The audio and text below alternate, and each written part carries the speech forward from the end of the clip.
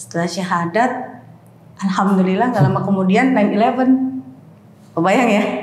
Jadi baru mau belajar Al-Quran, oke, semakin banyak orang yang parno. Islamofobia bahkan terjadi di komunitas muslim itu sendiri.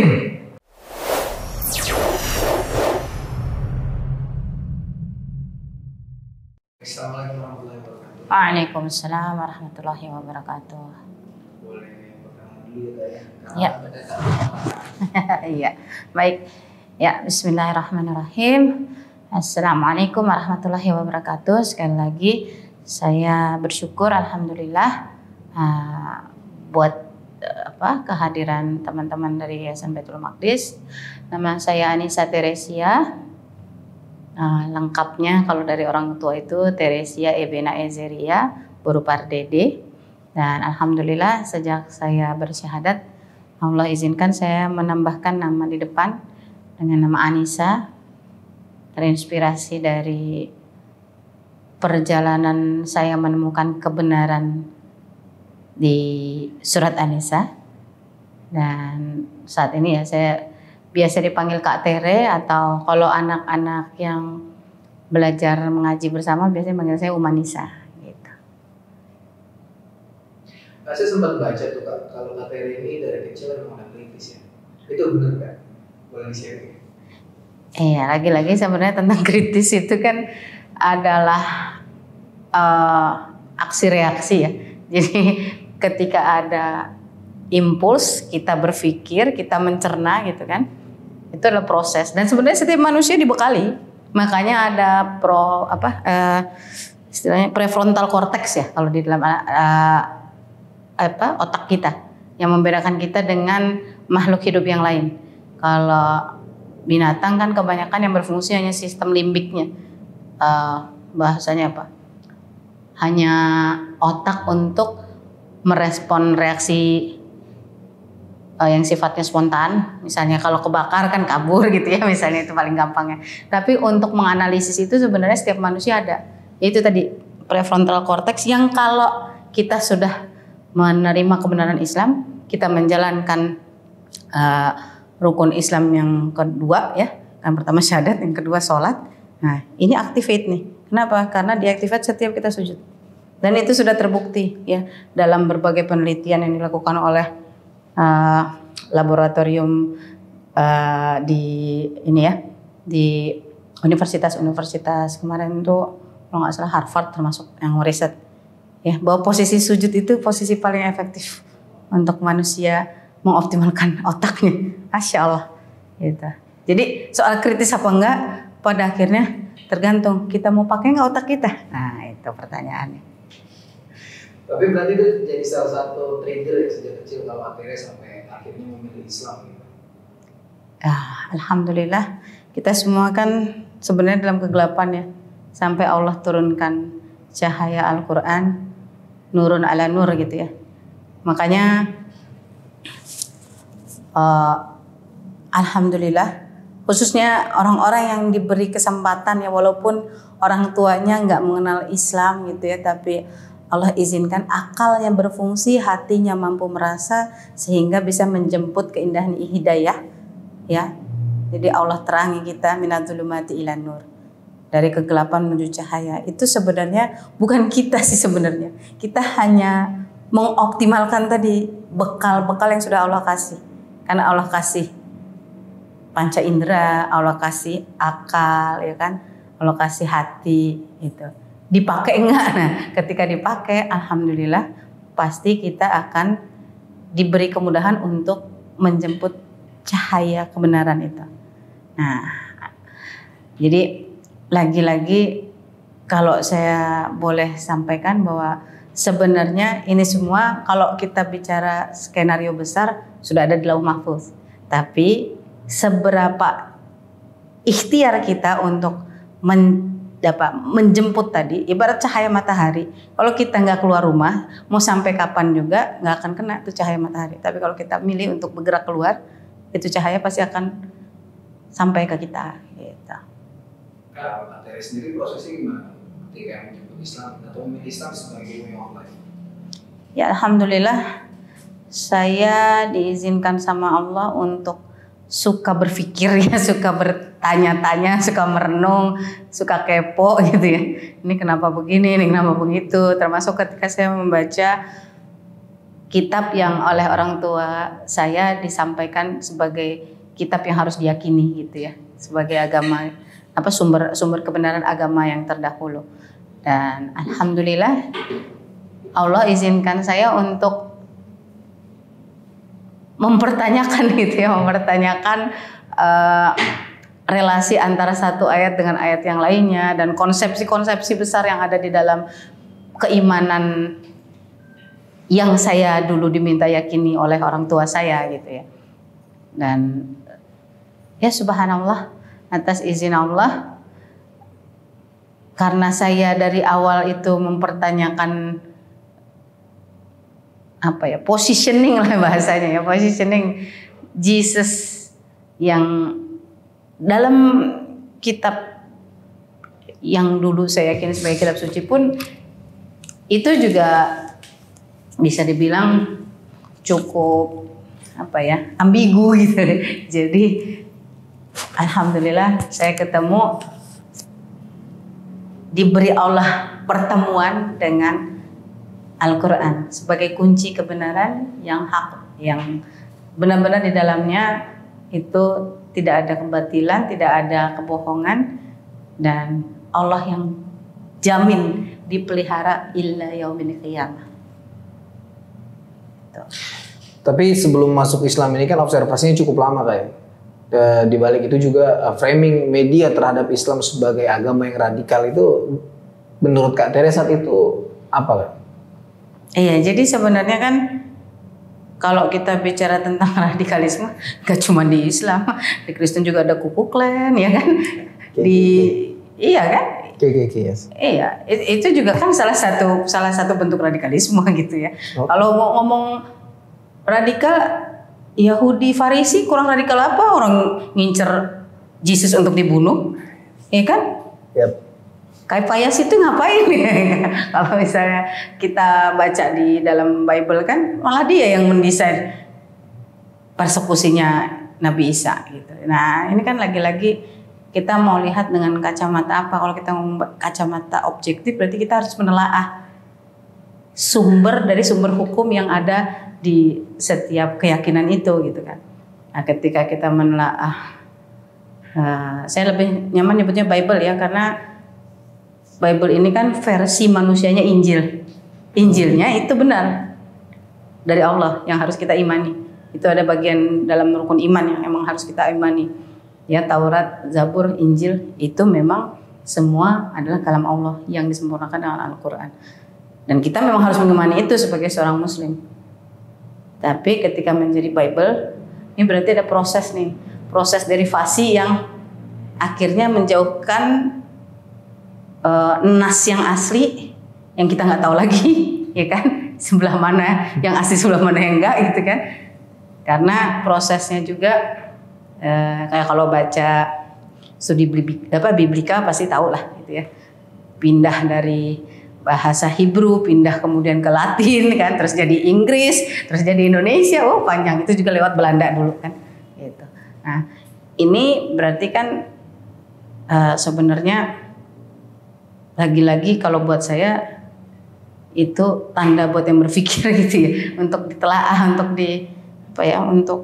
untuk di riset lah secara utuh gitu. Dan memang nggak bisa dipungkiri banyak ayatnya yang bertentangan. Saya nggak akan bahas di topik itu lebih panjang ya, karena itu pasti akan buka minimal 2 SKS nggak cukup itu. 3 apa 6 SKS ya? 6 SKS kali ya. Ya, dari perjanjian lama, perjanjian baru ya, belum ada yang penambahan dan lain-lain. Udahlah.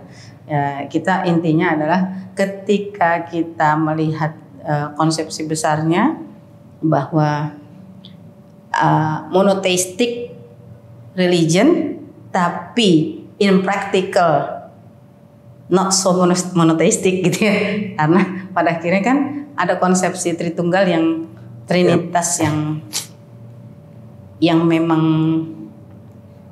buat saya nih ya itu melanggar batas logik saya gitu. Karena pertanyaan sederhananya, ketika Yesus mati di kayu salib, terus siapa yang jadi Tuhan saat itu? Gak ada yang bisa jawab. Karena memang bukan Tuhan. Dan waktu itu memang bukan Nabi Isa yang disalibkan. Dijawab oleh surat An-Nisa 158. Tapi Allah mengangkat dia ke langit. Masya Allah ya. Jadi alhamdulillah penelaahan itu akhirnya sampai ke Al-Quran. Nah cuma memang ini ada pemantiknya.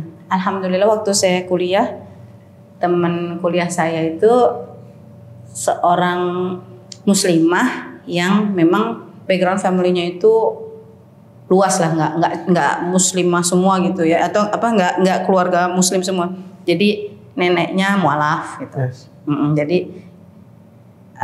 kita terbiasa diskusi gitu, walaupun saya bukan seorang muslimah, dia nyaman aja gitu kan. Ada yang sangat homogen pertemanan, jadi nggak bisa gitu ya. Dan waktu itu kita bicara tentang berbagai teori-teori kehidupan, termasuk teori Big Bang dan lain sebagainya, sampai kita ngebahas tentang who is the creator of the universe dan messengers gitu. Nah dari situ akhirnya kita sampai ke sebuah diskusi yang agak pelik gitu. Karena saya dulu meyakini bagaimanapun juga dogma yang ditanamkan adalah ya Jesus was a messenger and also the son of God gitu kan. Yes. Nah teman saya sederhana banget jawabnya. Loh kalau Yesus juga kita akuin sebagai nabi. Itu sesuatu yang buat saya mind blowing gitu. Hah? Bukannya kalau Islam itu Nabi Muhammad yang di-approve. Iya, Nabi Muhammad setelah Yesus. Tambah shock lagi saya. Hah?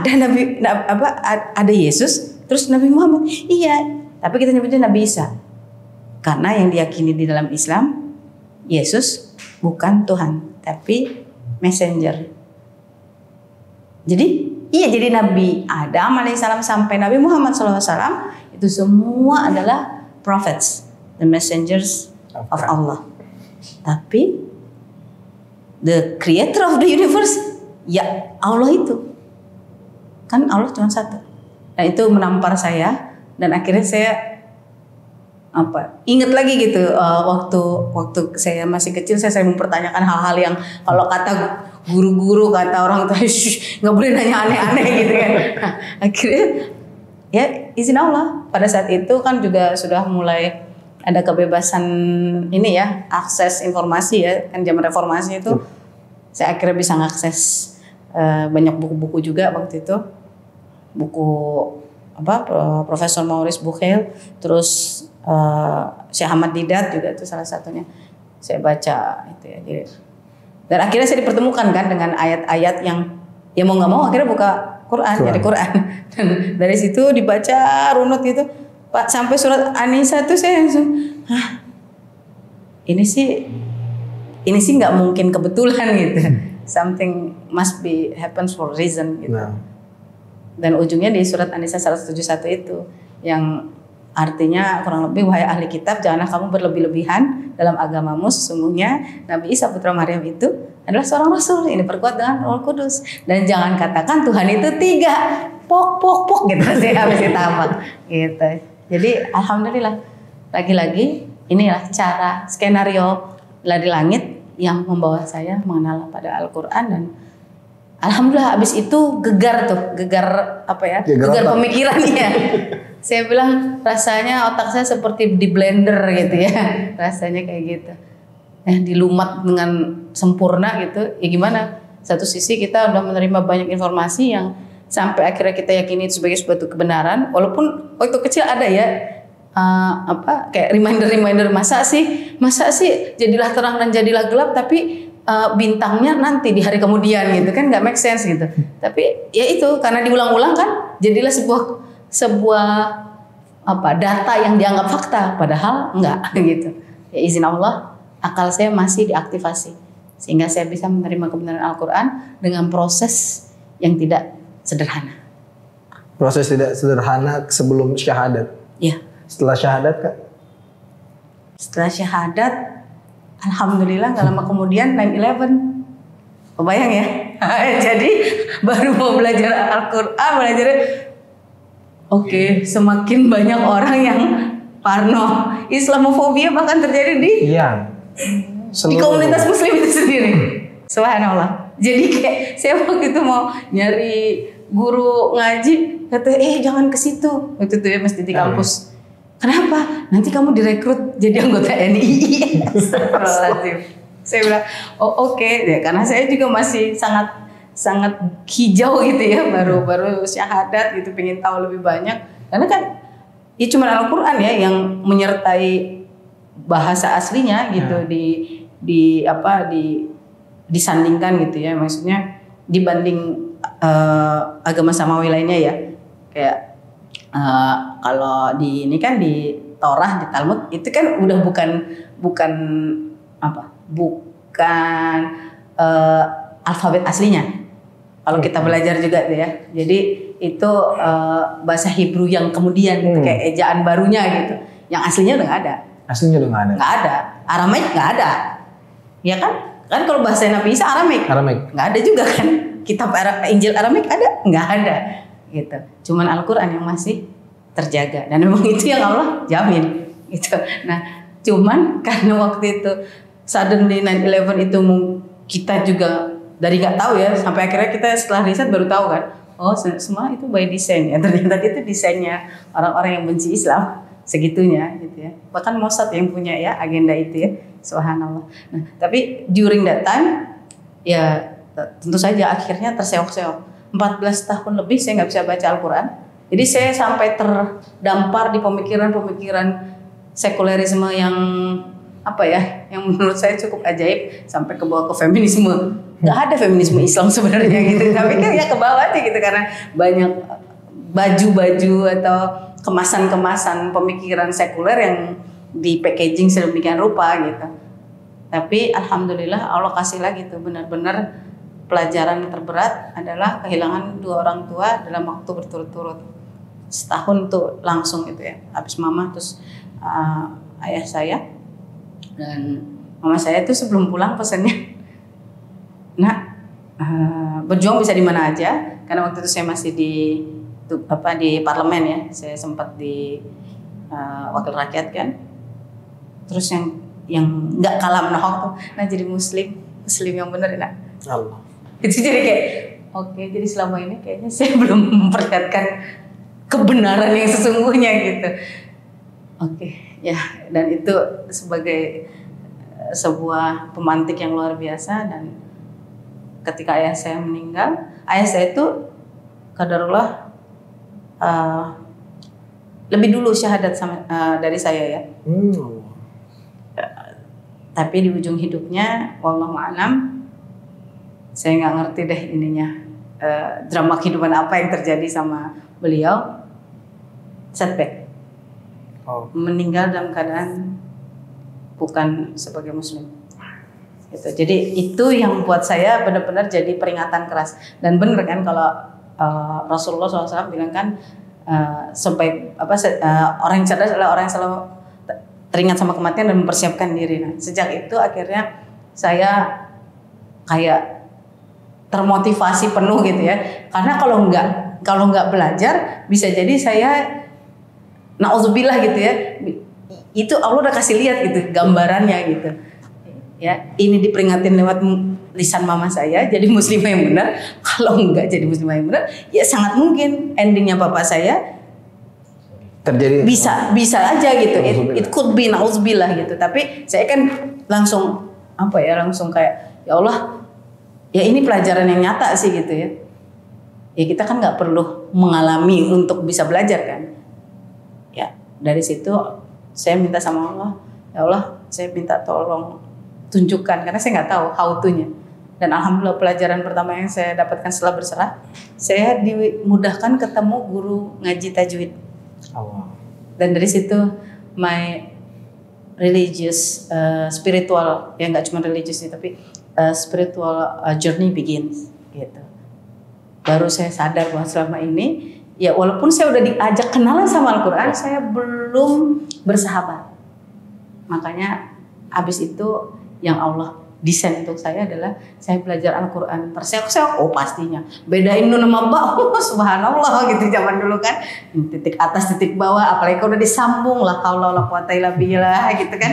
Itu benar-benar lah saya tahu lah rasanya itu. Tapi ini justru harusnya bisa jadi penyemangat buat kita semua yang Allah kasih cahaya kebenaran ya, yang boleh bersyahadat untuk jaga terus keimanan dengan tadi bersahabat dengan Al-Quran. Karena memang nanti Al-Quran yang akan jadi bestie kita di akhirat. Dan dari situ alhamdulillah Allah naikin terus tuh, level dinaikin terus.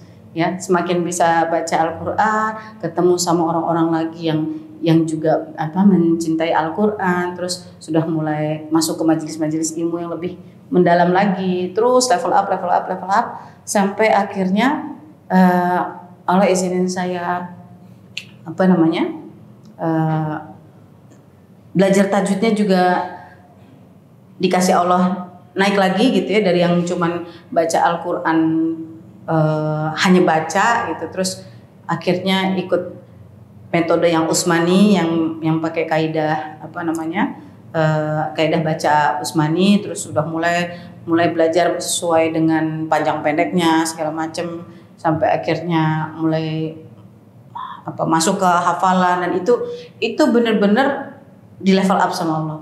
Dari yang tadinya saya nggak ngerti kalau tutup aurat itu wajib hukumnya untuk muslimah yang balik gitu ya, itu hanya butuh beberapa saat buat Allah untuk mensibgoh gitu setelah berinteraksi sama Al-Quran. Dengan tentunya adab terbaik ya, karena kan kita punya kitab adab Al-Quran itu juga ada kan gitu. Ya itu yang kadang-kadang kita nggak ngerti kalau kita belajarnya sendiri, dan itu sebabnya kita butuh guru yang bersanad keilmuan dan juga sanad akhlaknya itu sama gitu ya. Dan kadang-kadang sekarang kan yang berat tuh akhir zaman tuh guru yang sulit dicari ya, yang warasatun anbiya itu kan benar-benar harus terlihat tidak hanya dari keilmuan tapi juga akhlaknya. Nah itu sih yang saya dapat banyak banget gitu ya, nikmat dari Allah dalam journey saya dengan Al-Quran. Dan dari situ saya semakin sadar bahwa nggak bisa Al-Quran doang, emang harus dive into kehidupan Rasulullah SAW. Dari situ saya ya bismillah dapat ilham untuk bikin komunitas bareng-bareng sama teman-teman akhwat lainnya, namanya Akhwat Bersolawat. Masya Allah. Gitu, dan kita sama-sama jatuh cinta sama keindahan sholawat. Di saat sholawat di satu sisi dengan fitnah akhir zaman seringkali miskendak ya bahasanya, jadi salah fungsi gitu. Iya, nggak pada tempatnya juga kan enggak? Iya. Atau ditambah-tambah dengan musik-musik yang lain. Iya, ya pokoknya intinya jadi salah kaprah lah. Padahal desain awalnya sholawat itu adalah untuk kita. Karena apalagi ini hari Jumat ya, Masya Allah. A'udzubillahi minasyaitonirrajim. Bismillahirrahmanirrahim. Innallaha wa malaikatahu yusholluna 'alan nabi ya ayyuhalladzina amanu shollu 'alaihi wa sallimu taslima. Sesungguhnya Allah dan para malaikatnya bersolawat untuk Nabi kita Nabi Muhammad SAW. Makanya ya ayyuhalladzina amanu, wahai orang-orang yang beriman, bersolawatlah kamu dan berikanlah salam penghormatan untuk nabimu Nabi Muhammad SAW. Bukan karena mau dikultuskan, bukan, karena inilah manifestasi yang real dari kalimat tauhid. Masya Allah, ini keren banget. Karena dari awal kalimat tauhid itu jelas. Asyhadu an la ilaha illallah wa asyhadu anna Muhammadur Rasulullah. Jadi kita menempatkan bahwa ya Rabb kita ya Allah, tapi kita menghormati the messenger, the last messenger ya, khataman anbiya Nabi Muhammad SAW, yang nantinya akan menjadi witness, saksi kita. Karena nanti di hari akhir ya Rasulullah SAW lah yang akan menjadi saksi kita dan akan diberi Allah ya, karena memang beliau nggak pakai itu doa mustajabnya di dunia, simpan di akhirat. Buat kita untuk nolongin kita dengan syafaat. Itu yang harus kita kita pahami dengan kerinduan yang jelas. Bukan karena kita pingin mobil mobil Alphard gitu ya. Nah, itu enggak, it's terlalu cetek kalau selawat untuk yang kayak gitu. Karena kita mengharapkan kerinduan yang luar biasa adalah bisa ketemu nih orang yang Allah izinkan nyampain kebenaran Al-Quran di saat semua penuh dengan kegelapan. Bayangin tuh, almost 600 tahun kan sejak Nabi Isa alaihissalam ke Nabi Muhammad SAW. Kalau nggak ada sosok last messenger ini, kita ya forever in darkness gitu. Nah, ini yang harusnya sekarang juga kan banyak miskonsepsi tentang sholawat ya. Ini harus dikembalikan, dan alhamdulillah semakin kita ngumpul sama teman-teman yang sama tuh ya, frekuensinya sama-sama rindu Rasulullah SAW dan rindu kepemimpinan karakter perjuangan Rasulullah SAW ya, yang di masa terbaik itu diwujudkan dengan indah sekali ya di zaman Khulafaur Rasyidin ya. Kita kan lihat ya korelasinya yang sangat nyata di masa sekarang nih, saat tidak ada lagi pemimpin yang siap pasang badan ketika saudara-saudara kita lebih dari 40.000 syahid di tengah-tengah kiblat pertamanya umat muslim ya, Masjidil Aqsa ya kan. Walaupun Gaza di sini ini kan sebenarnya satu wilayah, Ardul Muqaddasah ya, dan sekitarnya Ardul Mubarakah. Coba bayangin, dari hampir berapa sih sekarang 1,8 miliar, almost 2 miliar katanya ya. Wallahu alam, karena sekarang berbondong-bondong orang dari Western countries lagi menikmati keindahan syiar Al-Quran yang nyata yang dilakukan oleh saudara-saudara Gaza kita. Masya Allah. Tapi di sisi lain kita yang udah duluan muslim nih, subhanallah, malah kayak lagi di cruising gitu. Jadi satu sisi ya inilah, ini memang fitnahnya umat Rasulullah SAW. Makanya satu yang belum di-approve sama Allah SWT adalah persatuan umat Islam. Nggak bisa ujuk-ujuk gitu aja. Kitanya harus effort. Biar apa? Biar Allah turunin pemimpin terbaik di ujung zaman gitu. Dan ini yang mungkin ketika orang-orang sudah mulai atau misalkan mualaf udah masuk Islam, itu jadinya mungkin nggak sampai ke situ tuh pembahasannya, hanya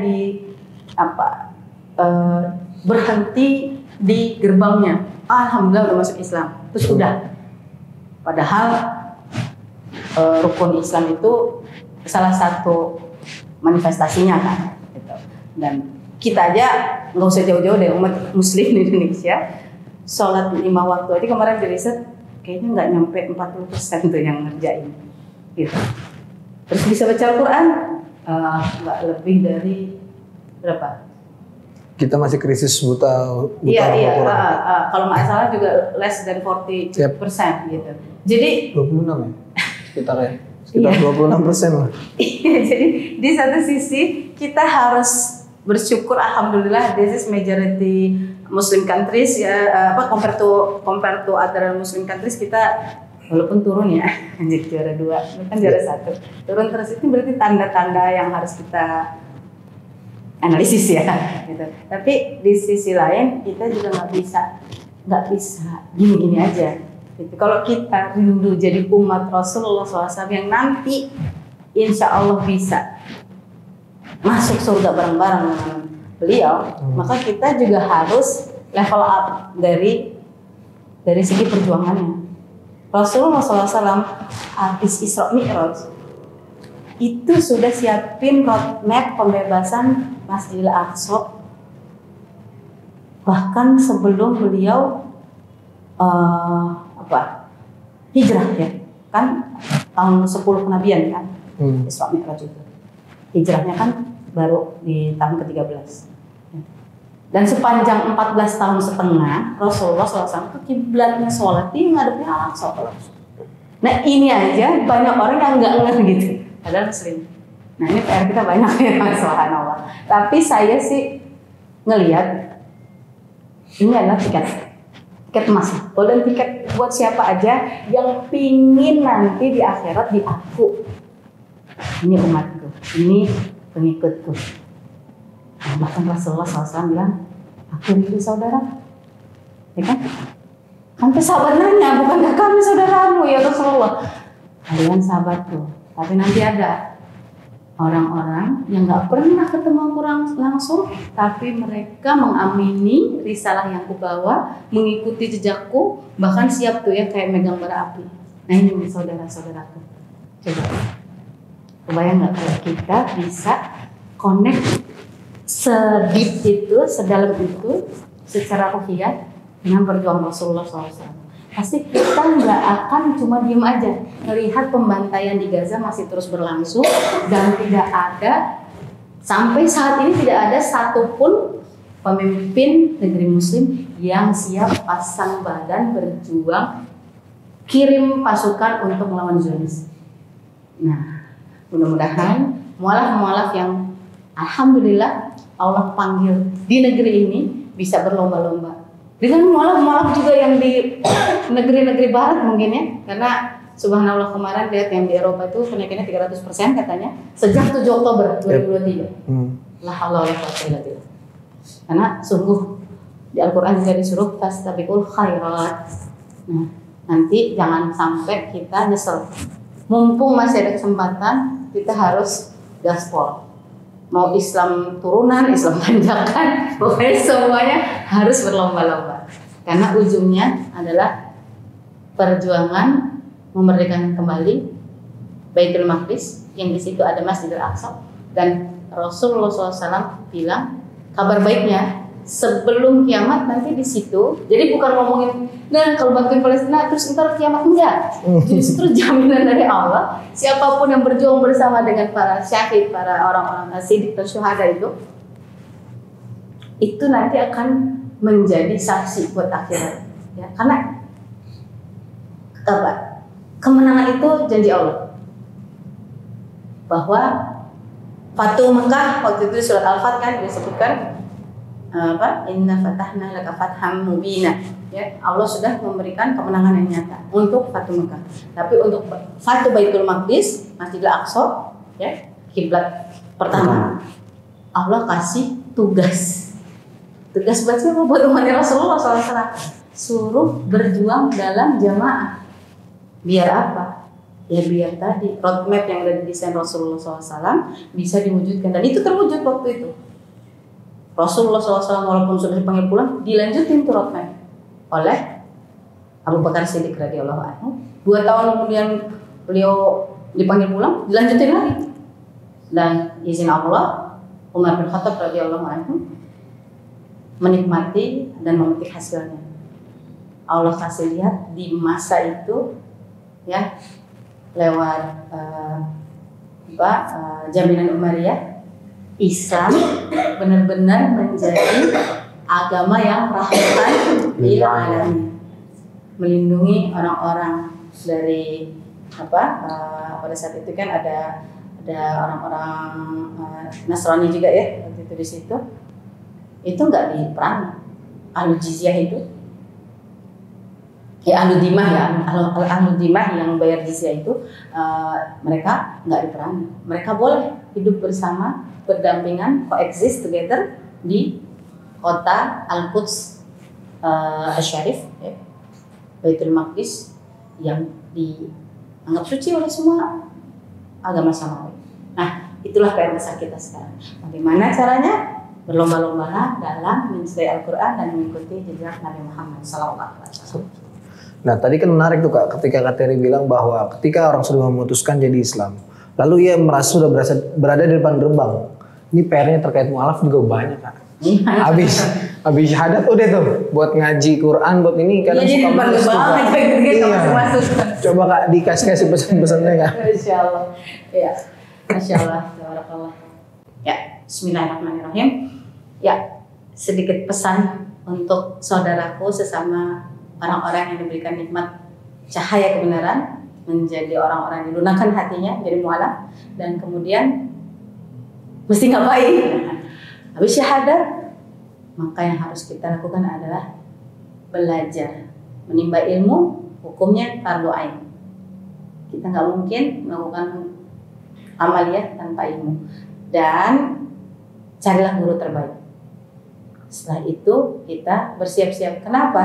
Karena nabi kita nabi akhir zaman, ya. Nggak ada nabi lagi setelah Nabi Muhammad SAW.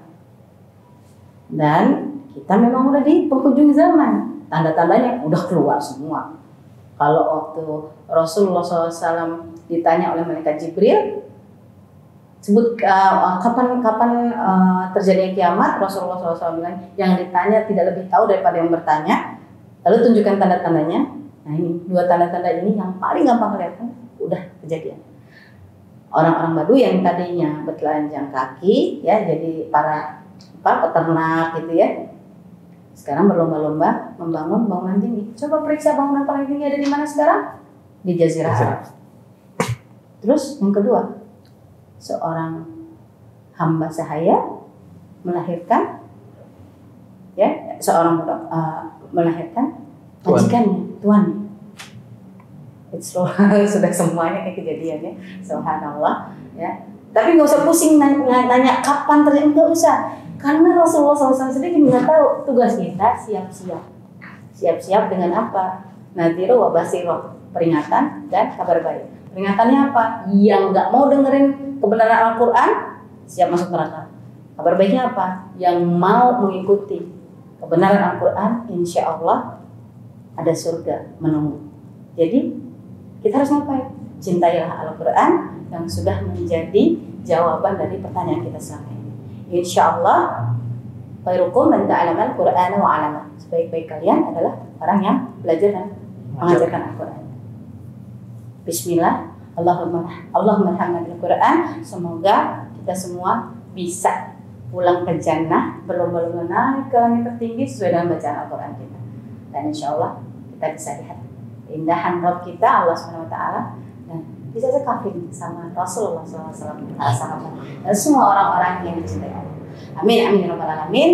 Wa minkum. Assalamualaikum warahmatullahi wabarakatuh. Waalaikumsalam warahmatullahi wabarakatuh.